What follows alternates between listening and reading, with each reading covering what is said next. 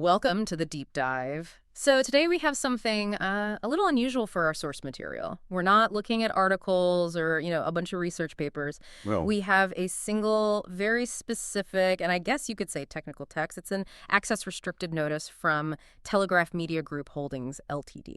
right. And our mission today is to just break this down.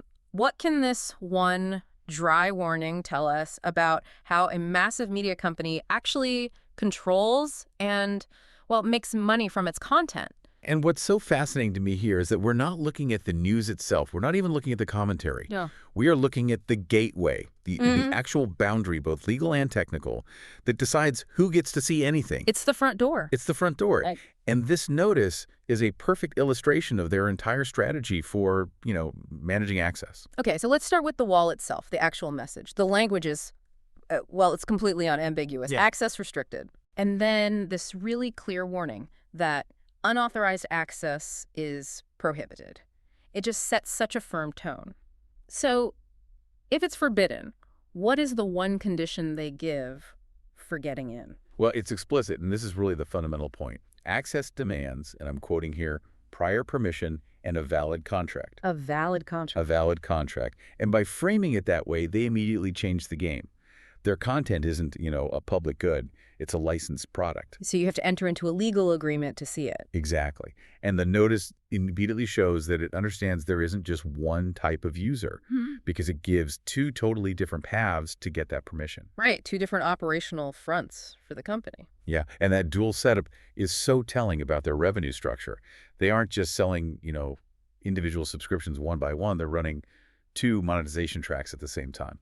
Okay, so let's talk about track one. This is the institutional route, the commercial one. If you're a business or a university or anyone who needs a broader license, the notice tells you to contact licensing at telegraph.co.uk.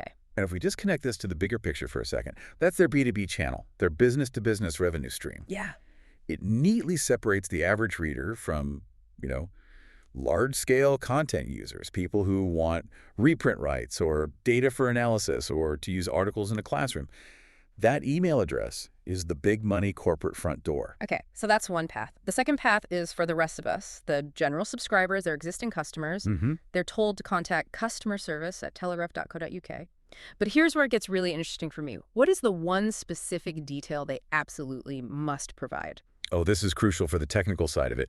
They really stress the importance of a unique identifying code. They call it the reference ID. So it's not just your name or your email. No. It's a technical fingerprint of your specific access rights. Yeah. And they even give an example in the text, which is just amazing. They say to quote the ID, for example, 0.6924C31SIV,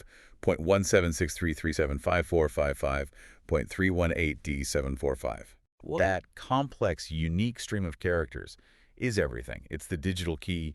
It proves you have a valid contract and that you are, a paying customer. So when you put it all together, what does this all really mean? This one, very dry notice, it basically provides a blueprint, doesn't it? It does. It's a whole blueprint for how a legacy media company manages the business of information in the digital age. It's all built on formal contracts and these unique technical IDs to enforce ownership and their two separate revenue streams.